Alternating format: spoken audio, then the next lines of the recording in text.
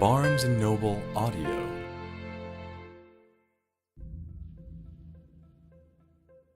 As close as I was to the story, I was stunned to discover how often our government struggled with the question of Al-Qaeda versus the Taliban. Who are we fighting and why are we fighting them? That's the journalist and author Steve Coll talking about his new book, Directorate S, The CIA and America's Secret Wars in Afghanistan and Pakistan, 2001 to 2016. Back in 1989, the political scientist Francis Fukuyama wrote a famous essay titled The End of History. The idea was that we had arrived at the global triumph of liberal democracy and free market capitalism, and that the chronicle of conflicts and international struggle that had made up so many history books was coming to an end. That idea has maybe not worn so well over the years since. More to the point, even when we zoom in on just one part of the globe, it seems like history is being made faster than ever. Take Afghanistan, a country that has occupied American foreign policy and military strategy now for longer than the major wars of the 20th century. American pursuit of al-Qaeda in the wake of 9/11 blossomed into a confusing array of alliances and conflicts with the disparate forces invested in the country's political fate. There may be no writer who has done more to help us navigate through the welter of clandestine operations and secret diplomacy in Afghanistan than the journalist and author Steve Coll. In his Pulitzer Prize-winning 2004 book Ghost Wars, he recounted the previously unreported history of the CIA's role in Afghanistan, the emergence of the Taliban, and the initial hunt for Osama bin Laden. Now, with his new book Directorate S, Coll has returned to the territory he mapped so brilliantly in Ghost Wars, while investigating an often overlooked piece of the puzzle, the vital role of Pakistan's security services in the region, and how a strange web of alliances, betrayals, double agents, and deals within deals has driven a conflict that has taken on the dimensions of our generation's Vietnam. For many years at the Washington Post, Coll was South Asia bureau chief and later the managing editor. He's been a staff writer at The New Yorker since 2005. The author of 8 books and the recipient of 2 Pulitzer Prizes and other awards for his journalism and books, Coll is currently dean of the Graduate School of Journalism at Columbia University. He sat down with me recently in the studio to talk about Directorate S and how it picks up the story of Ghost Wars. I asked him to talk about what it was like to take on another project of this scope. I spent a lot of time thinking about that question before I wrote this book or before I agreed to try to take it on. And it's interesting you say that the scope is so wide because to me, mentally and organizationally, the effort was substantially to reduce the potential scope of the book because I felt that,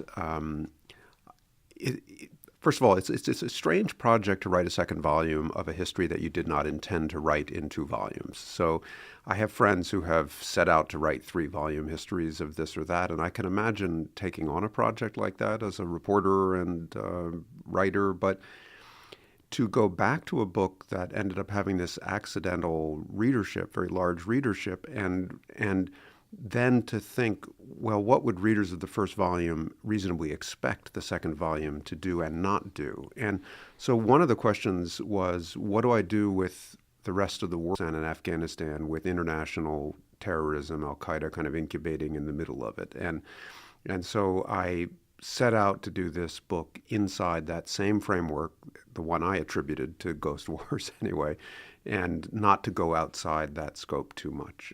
But the problem was partly that this history was so different in character because it involved overt warfare, whereas the first volume was really about guerrilla war and secret war. This wanted to be about that, yes, but it had to account for the fact that there was this very explicit military campaign and diplomatic campaign and other things that I needed to account for. And I think that's what I was thinking of when I posed that question. This is a book that takes in American military strategy, all the way up to the commander-in-chief of forces in Afghanistan. It takes in the internal politics of the ISI, the Pakistani intelligence service. It takes into account the tribal relationships that, drive the Northern Alliance in Afghanistan. And it takes into account the political debates that are happening in the White House and in the State Department in multiple administrations, and the philosophical debates that are happening among counterterrorism professionals and foreign policy experts and consultants and CIA case officers about everything from what does it mean to pursue our interests to how do we handle detention and interrogation. So that there's, even within sort of three countries, and we're not going to talk about Iraq, there's a lot that you cover in Directorate S. Well, I think I was influenced by two things. One, Ghost Wars contained a lot of that scope. And second, I grew up as a journalist influenced very heavily by the big nonfiction narratives about Vietnam. And it's interesting this fall that the book, as the book is getting ready to come out, and the Ken Burns documentary is out there, and the movie The Post that Steven Spielberg made about the Pentagon Papers, and a reminder of how the internal history and reckoning with failed decision making. That's really what the Pentagon Papers was about. And so I think from the beginning, on my bookshelf have been Bright Shining Lie by Neil Sheehan, Halberstam's Best and the Brightest, the big narrative arcs that try to reckon with failed American decision making. And to me, this is a story that has that same scale. The number of Americans who died and wounded mercifully was fewer, but still it was a national trauma, the Afghan war. Tens of thousands of Americans went there to serve in one way or another. And many of them have come home. Those who are fortunate to have all their limbs and faculties still wonder, what was that about? Why were we sent there? What did we accomplish? And to the extent that the war has ended in a stalemate or led to a stalemate that continues today, a bloody one, now why did we end up with that result? And so that, trying to reckon with that as the scope of a book, to me was derived as much from my Vietnam bookshelf and what I always wanted to be able to do as it was from the first volume, Ghost Wars. So just to step back and set the stage a little bit, after 9/11, the U.S. fought wars against al-Qaeda, and as a result, the Taliban in Afghanistan. And this is such a part of our not basic sort of newspaper reading knowledge and kind of recent history that I think we almost don't stop to question it. And one of the things this book allows us to do is to say, wait a minute, we were attacked by al-Qaeda, but the struggle that this book kind of delves into was with the Taliban, which produced a very particular effect. Yes, an effect of layered contradictions that were never resolved and almost never confronted. Even as a sort of beat reporter on the Afghan war, as I really was for the New Yorker after 2006-07, along with other colleagues, I'd go back to the story, and I was running a think tank in Washington, so I had a lot of access to policy debates inside the quote-unquote specialist community. And as I went back to research the book and document the very specific decision points where soldiers were sent off to the war or policy was re-articulated both in the Bush administration and the Obama administration, I was even myself, as close as I was to the story, I was stunned to discover how often our government struggled with the question of al-Qaeda versus the Taliban. Who are we fighting and why are we fighting them? There was one part of the argument that nobody had any trouble with. We're fighting al-Qaeda, right? They attacked us. They're still trying to attack us. They're small in number. They're dangerous. They cross borders. We know what we're about there. But the formulations were always al-Qaeda and its affiliates. So what affiliates do you mean? Are you talking about... Okay, if you're talking about a small splinter group that's also active in France and Britain, yes, okay, they're a qualified affiliate. Well, the Taliban were judged from the very first day after September 11th to be an affiliate. But every administration, starting with President Bush, even in the smoldering anger of September 2001, nobody wanted to go to war with the Taliban because they knew, first of all, the Taliban hadn't attacked us. And second, they were large and really rooted in the country and in the region, and that they were also backed by Pakistan, and it was going to be a really tough project. So the larger point, and it recurs again and again in the narrative as a source of tension repeatedly from the fall of 2001 all the way through until the present day, is you have all of these really smart and powerful people sitting around debating, are we really at war with the Taliban? And if we are, what outcome is it reasonable for us to seek? And the answers to that have this kind of Vietnam quality. Well, we're fighting for honor. We're fighting for a little bit of time. We're fighting for a good enough outcome. We're going to bomb them to the negotiating table.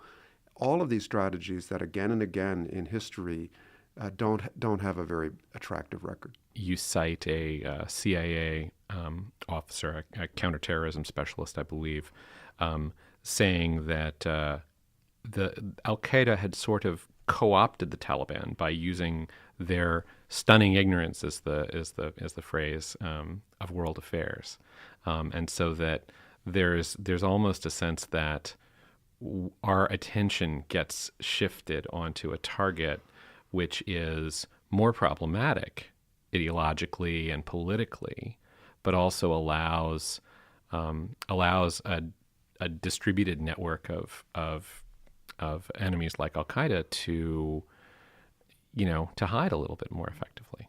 Exactly, and it's complicated. I mean, the Taliban did accommodate Al-Qaeda before 9/11. In a court of law, under conspiracy theories or RICO statutes, they would be, culpable for that violence, even if they didn't know that the attack was going to be carried out or the scale of it, and weren't involved in planning, and none of their people were on the planes. Nonetheless, they provided sanctuary to Al-Qaeda. They collaborated with Al-Qaeda in Afghanistan's internal wars, and they refused, when asked, including after 9/11, to turn over Al-Qaeda leaders as demanded by the international community. So at that point, they made their own choice, and they brought the war on themselves, and they were swiftly defeated. But in the aftermath of the collapse of the Taliban government in early 2002, there really wasn't much of a Taliban left. They were scattered. They were in exile. A lot of them had been killed on the battlefield. And so then there was a question looking forward, how are we going to treat the Taliban after our victory at war? And now you have the same dilemmas that victors face in the history of warfare. Do you punish everybody collectively, or do you try to reset local politics and to restore national pride and identity and prosperity as we did in Japan and in Germany? Well, look at the Bush administration. What was the biggest mistake they made in Iraq after they won that lightning conquest of Baghdad? It was to dissolve the Ba'ath Party and delegitimize every Sunni who had been involved in that government. And what happened? They turned around and formed an insurgency. Something similar happened in Afghanistan. The Taliban were scattered, shattered, and in exile.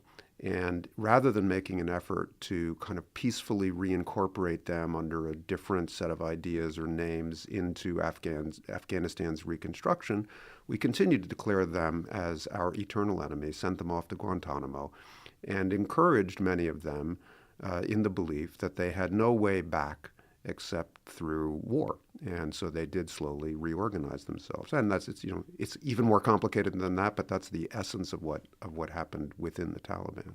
One of the ways in which it's more complicated, and more complicated for American diplomats and spies and military planners, is that within Pakistan, and I think this is one of the wonderful kind of themes of this book, is the way in which we were willfully blind or simply just not well versed enough in the internal world of the ISI, which is this very powerful part of the Pakistani military and governing kind of elite.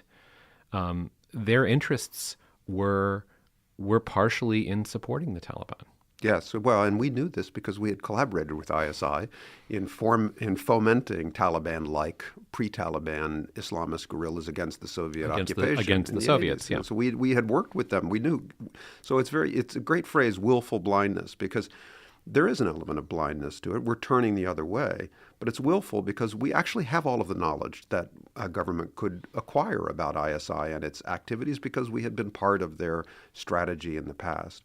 So why did we allow this to unfold, given that we were well aware of ISI's record and its perception of its own interests in the region? And can you say, I don't mean to derail your thought, but Can you say a little bit about what ISI's interests were really there? Right. So ISI, Inter-Services Intelligence, is effectively the CIA of Pakistan, although it's really an arm of the army rather than an independent civilian intelligence service.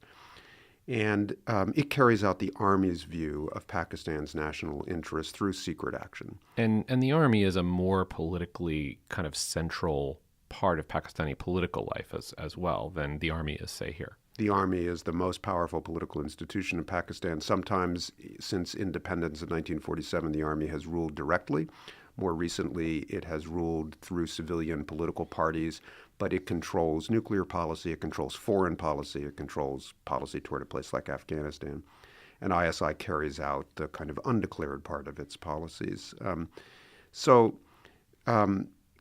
What ISI and the Army are about is their long rivalry with India since the birth of those two countries from the British Empire in 1947. And, Pakistan, you'll remember, has lost 3 wars with India, 4 really if you count the one in Kargil. And it's a highly militarized country, partly for that reason, its history. And the Army leadership is just convinced that India seeks Pakistan's destabilization, certainly a weak Pakistan, a demilitarized, a denuclearized Pakistan, and that India is constantly conspiring by all means possible to undermine Pakistan's position. Well, if you look at the geography, Pakistan and India share a long border, and then Pakistan has a long border with Afghanistan. So whenever Pakistan perceives that India is kind of circling around behind to gain influence in Afghanistan, it perceives that not as about Afghanistan or about India's policy in the region, but all a conspiracy to undermine Pakistan. And, look, these two countries have engaged in a lot of dirty games with one another over a long period of time, as well as overt wars.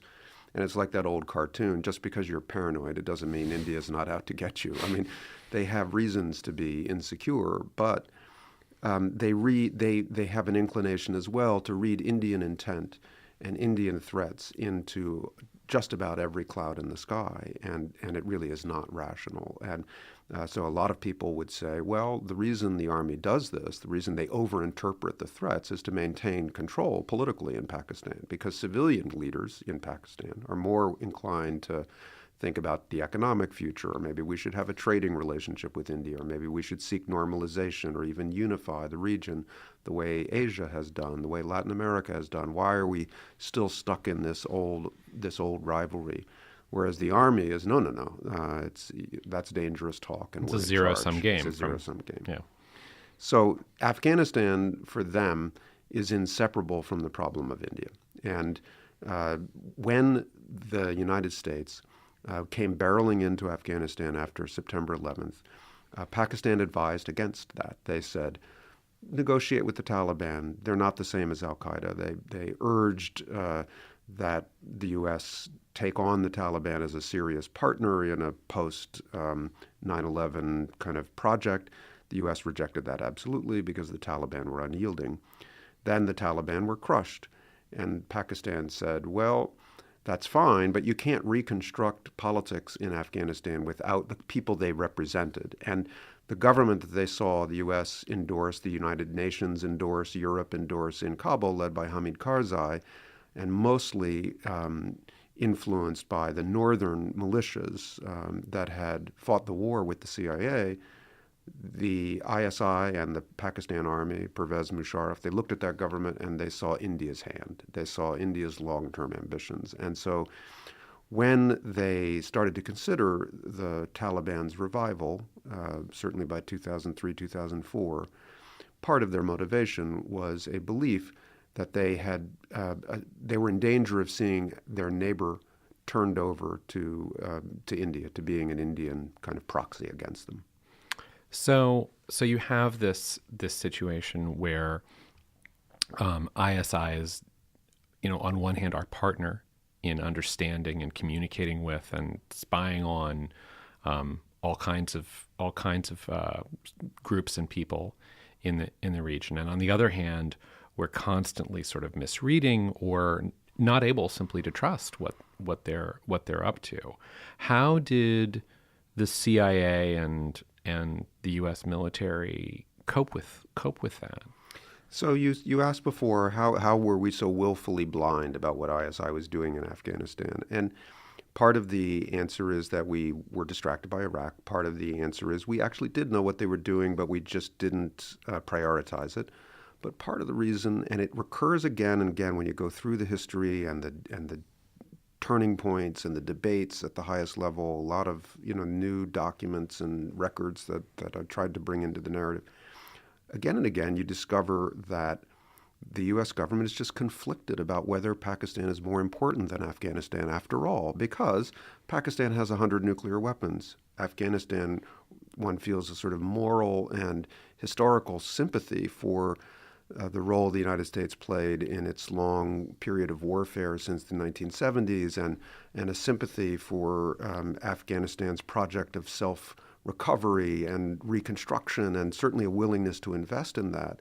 But if you step back from the map and you say, okay, where does the world turn in this region? Where do our interests and security concerns really lie? Well, often in the privacy of the Situation Room, the answer that two administrations would come back to is, actually Pakistan's a bigger deal than Afghanistan. So rather than going to war with them, why don't we figure out how to accommodate, stay close to them, try to persuade them, try to partner with them, sugar rather than stick with this relationship because of the sheer scale of Pakistan's importance. Population roughly 10 times larger than Afghanistan, a nuclear power, a big economic kind of force in the region, and so forth. So the truth is that the answer to your question about why were we so willfully blind is that often it's not that we were blind, it's that we were conflicted. Really didn't want to confront all of these contradictions. There's a tendency to just kind of kick the can down the road. One of the things that you go back and document, and again, I think one of the things that this book does so well is take us back to a place in history that's really recent. Many of us can just access those days and those headlines a little bit in memory. But as you revisit, the newspaper archive as well as the reporting that you've done personally, we're recalling the incredible sense of emotion and outrage that permeates as you document all of the organs of government and the CIA.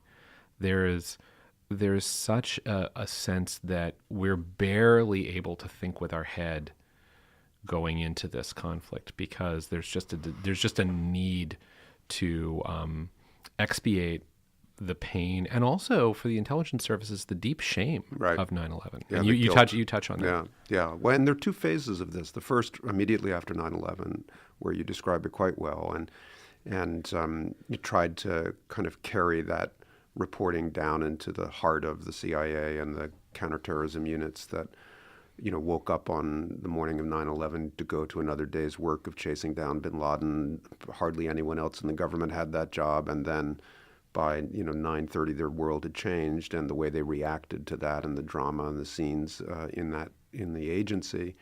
And you're right that the emotion that was touched off both at the CIA and across the government really governed decision-making or influenced decision-making for the next 2, 3, 4 years. And most of us can remember that period, but it is some time ago. But what's interesting about the subject we were just discussing about ISI and why ISI ended up thwarting the U.S. project in Afghanistan more recently, there was another wave of emotion that governed U.S. decision-making, and that arose from the battlefield losses in Afghanistan after the Taliban revived. So there's a generation of military officers now quite influential in the Trump administration, including James Mattis, the defense secretary, and H.R. McMaster, the national security advisor. So they served on the front lines in Afghanistan during the Obama years, the late Bush years and the Obama years. And what they saw, their emotional experience, was watching Taliban units cross the border from Pakistan, unmolested, fitted up with good equipment, knowing that they had hospitals and sanctuaries back in Pakistan after they fought their battles, coming into Afghanistan and killing Americans, and then going back to Pakistan to hide. So they sat there, and that generation of kind of majors and colonels and non-commissioned officers, a lot of very personal losses. And they, like the Afghans, said, who are we at war with here? I mean, these people are receiving hundreds of millions of dollars in my tax payments that come out of my paycheck while I'm over here on the front lines in Host, and the dollars are circulating around to that fort up on the hill, and the Pakistanis in that fort are letting the Afghans, the Taliban, come through, and then they just killed my favorite sergeant major over here. And so by the time those losses built up in the U.S. command, there was really no arguing with them, right? So they trumped almost every other kind of reaction to the problem. And now, Mattis and McMaster are sensible people, and you can see that they're not rushing to declare a war with a nuclear state in Pakistan. There's a rational fear that if you press Pakistan too hard, you'll end up with something even worse than we have now, a fear that Pakistan is very good at cultivating. But nonetheless, those battlefield losses have really changed the way the United States at the highest level sees Pakistan. I mean, there's more than one figure who emerges. My note on your description of Michael Flynn's arrival as General McChrystal's sort of head of intelligence, and he goes through and begins to evaluate, what the gap is between what intelligence really, all of the efforts that the armed forces are making to meet local people and to talk to them, and he says, we don't have any actionable intelligence. We don't, right. And it was fascinating to see his name, coming through there. He's taken such a different role in our politics, but what I was remarking on in that moment was how much of a crucible for us politically, in terms of our leadership, this conflict really was. Major voices that shape our policy and that have influenced the direction of the country had, as you say, these defining experiences in this very chaotic conflict. Yeah, that group, McMaster, Mattis, Flynn, who are now part of our daily headlines one way or another, their professional experience was forged in both Iraq and Afghanistan. And what's interesting is how different Afghanistan was from Iraq, and how under-resourced it was. That's part of the Flynn story when he gets to Afghanistan. And during the Obama years, they feel like they've got Iraq under control finally after 6-7 disastrous and bloody years. And then they come over to Afghanistan and they see that the whole system, the whole warfighting machine that NATO has been using against the Taliban is relatively gum and paper clips compared to what they were used to in Iraq. And also that the landscape is so much more diverse and forbidding and puzzling. And it goes to, another theme that you pulled out from the Flynn material, but is really continually part of the story, which is, what is our intelligence good at? And what is its, what is it missing that matters? And again, the problem with the intelligence system in wartime in Afghanistan, and this is what Flynn is complaining about when he gets there, is that it's all about who's over the hill that I can shoot, and not what is the larger picture here. And why are they there, and what do they want? Yes, and how can we influence them other than by killing or capturing them? And this was a big gap in the system in Afghanistan. But it was also a larger problem for strategy, which is we didn't know what the Taliban were thinking for a long time. We didn't collect information about them because they weren't a priority. The war in Iraq was a priority. Al-Qaeda was a priority. That makes rational sense. But by the time they had made the war into such a bloody mess in 2007, 2008, it was a little late to be asking questions about who are they and what do they want, how are they organized, who are their leaders, is there some way we can influence them other than shooting at them. One of the things that you document pretty carefully is the extent to which there was a really deep dysfunction in the CIA with regard to one of the elements of intelligence gathering that one would think would be critical, which is how do you interrogate people that you've captured. You write desperation, fear, groupthink, pseudoscience, and misplaced faith in aggression and the humiliation of enemy prisoners shaped the agency's detention and interrogation program as it grew. Yeah. Yeah, it's a dark history. The agency has had other dark chapters, but this is the darkest of the post-9/11 period. And they were unprepared for the problem of prisoners. They were also convinced that another attack was coming. And they also were aware to their own anxiety of how little they knew about al-Qaeda. They had the big picture clear. They knew that they had been warning at a strategic level that al-Qaeda was a threat, and there were plenty of attacks to back up that hypothesis.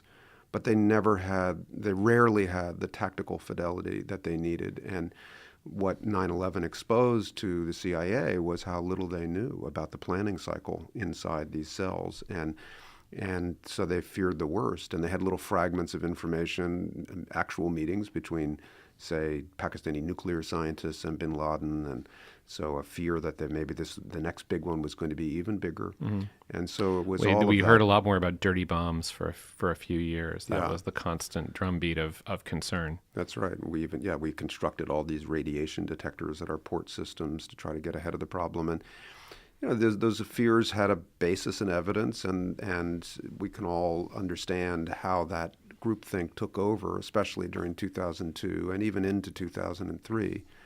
But what happens in government, I'm afraid, across kind of secret bureaucracies, is that once you get momentum going in a certain direction, it's hard to pull people back. The wiser people at the CIA, the more experienced ones, even in the most secret operations, they know from history that it's going to be disclosed eventually. We live in a democracy. We've got an active press corps. This is going to come out. So don't do anything that you don't want to read about on the front page of the New York Times eventually. Well, if it's urgent enough and it's a matter of a ticking bomb scenario, you've talked yourself into it, well, you just barrel past that yellow light or that red light. What happened in Afghanistan is kind of sadder than the more well-known kind of torture centers that were built in these secret prisons in Thailand and Morocco and other places. In Afghanistan, the country really fell off the map for the United States after the fall of the Taliban because of the sudden turn to Iraq. And there was a kind of neglect that was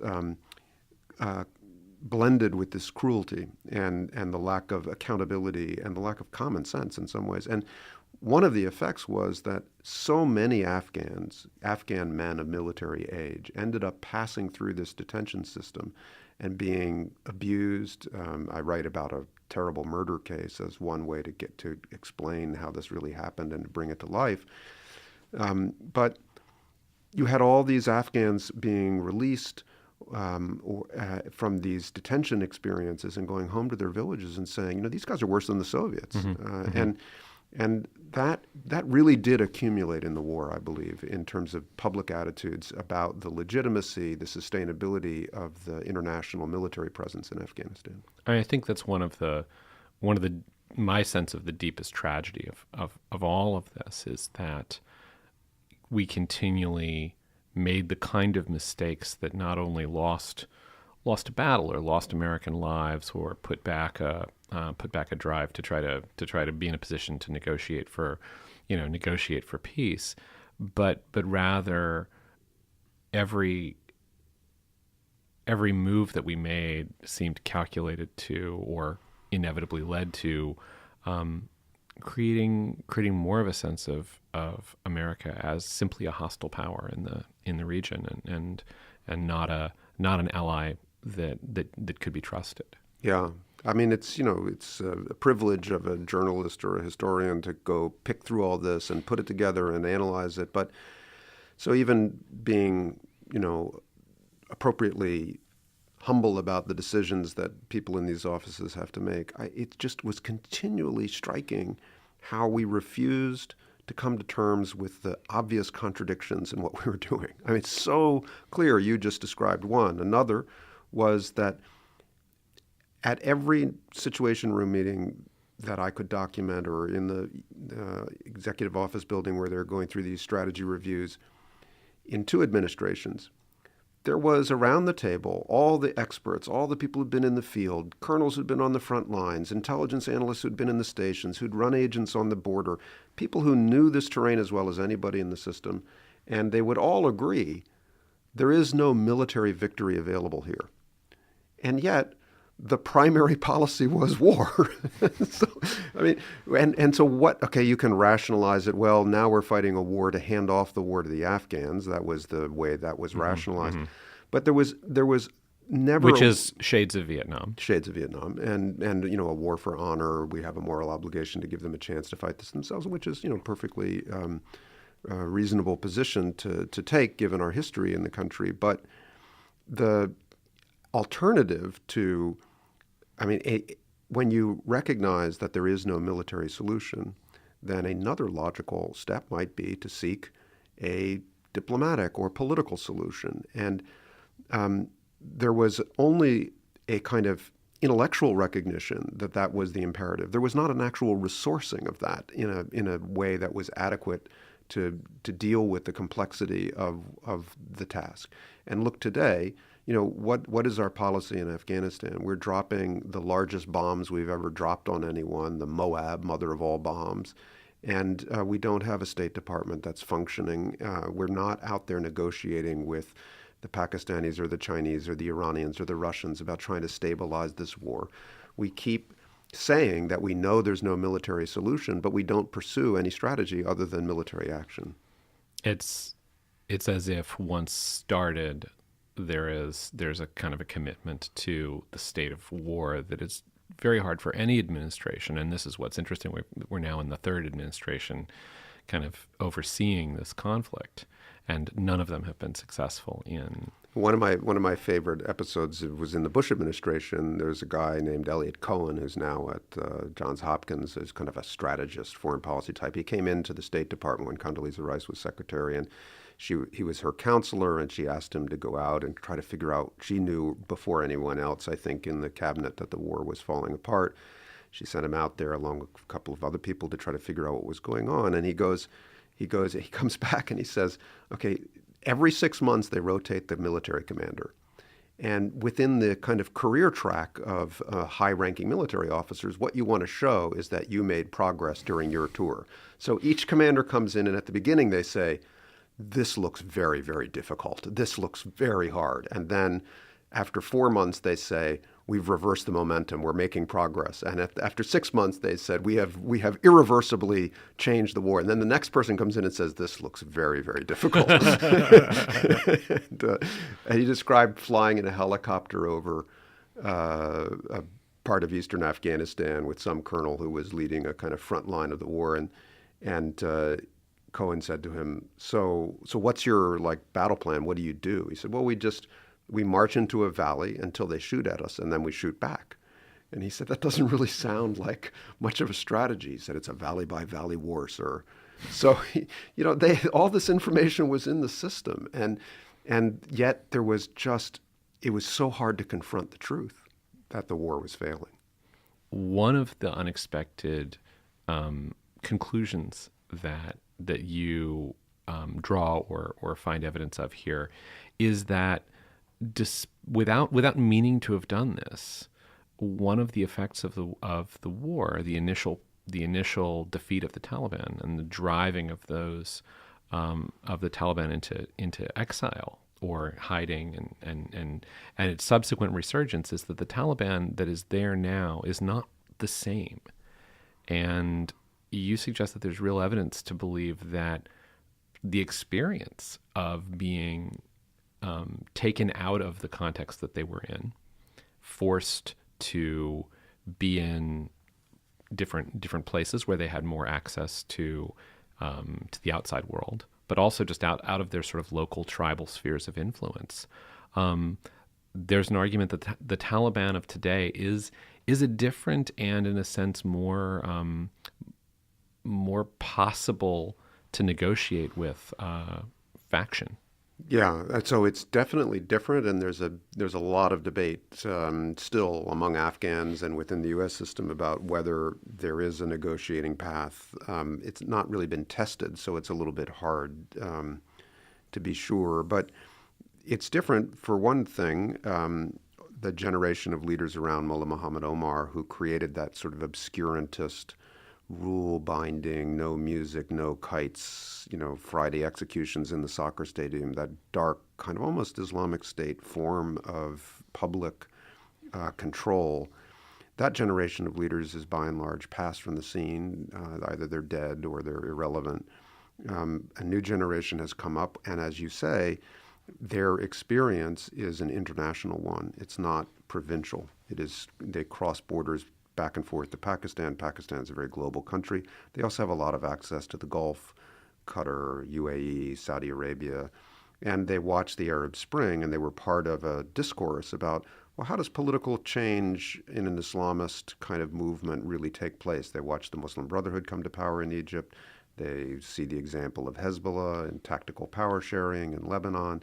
So they have a bigger conversation. And of course, then in the local region where they fight and talk, they also have this question of, are we Afghans or are we tools of the Pakistani state? And one effect of the war over the last 15 years is to make the Taliban more Afghan nationalistic and hostile to Pakistan than it was before. It was always wary of Pakistani manipulation. But I think there's good evidence that the Taliban are determined not to be a kind of a tool of Pakistani army manipulation. They don't trust the Pakistanis. They're sometimes arrested and abused by ISI.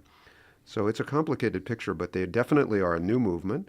They are, they control or contest almost half of the country of Afghanistan. So you cannot wish them away.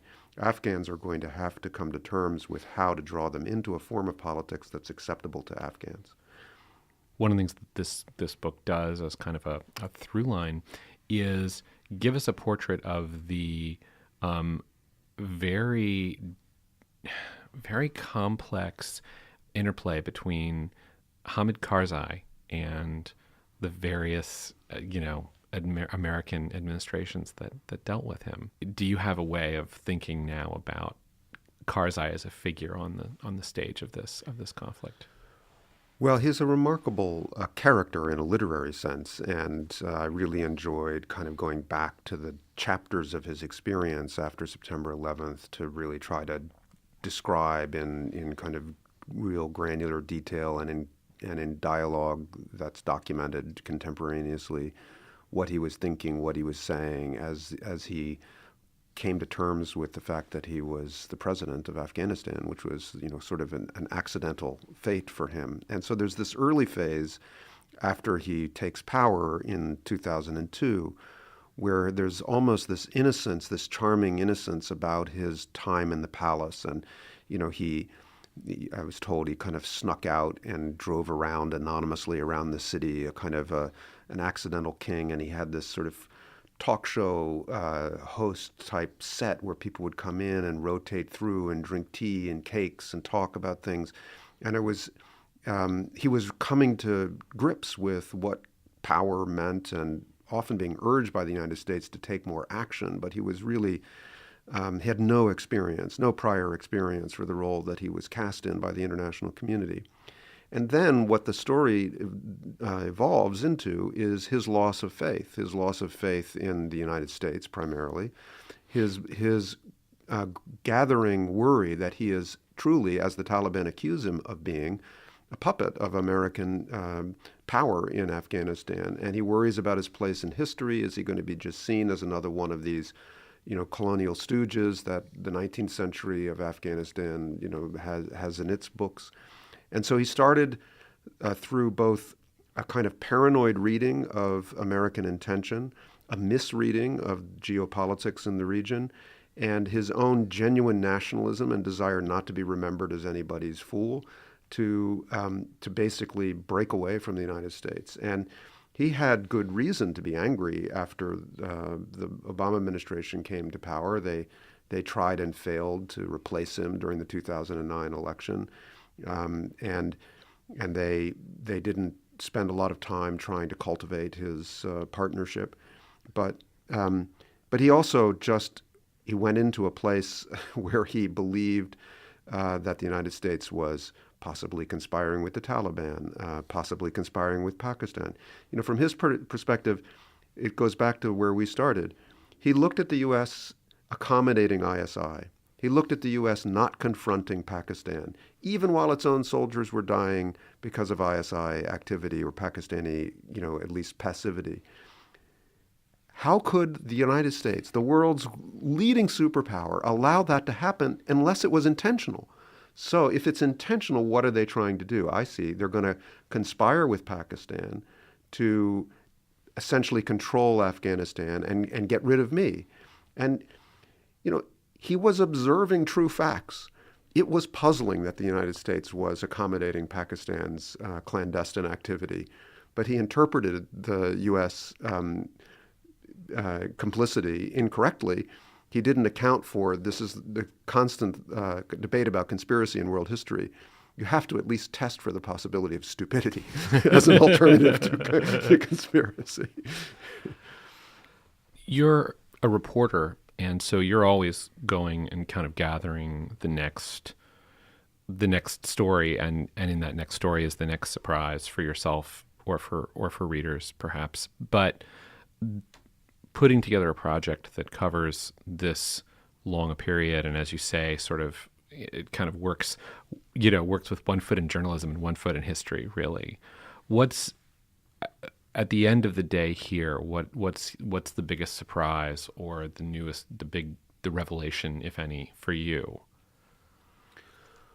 Well, I was the full story of what happened during the Obama administration as it lost its relationship with Karzai, as it blew up that relationship during 2009, the hubris, the mistakes that followed from there into the surge of troops and then the attempt to negotiate with the Taliban. I guess I was discouraged to discover that when the stakes for our country and for the people who were out there fighting and shooting every day were so high, that we did so poorly.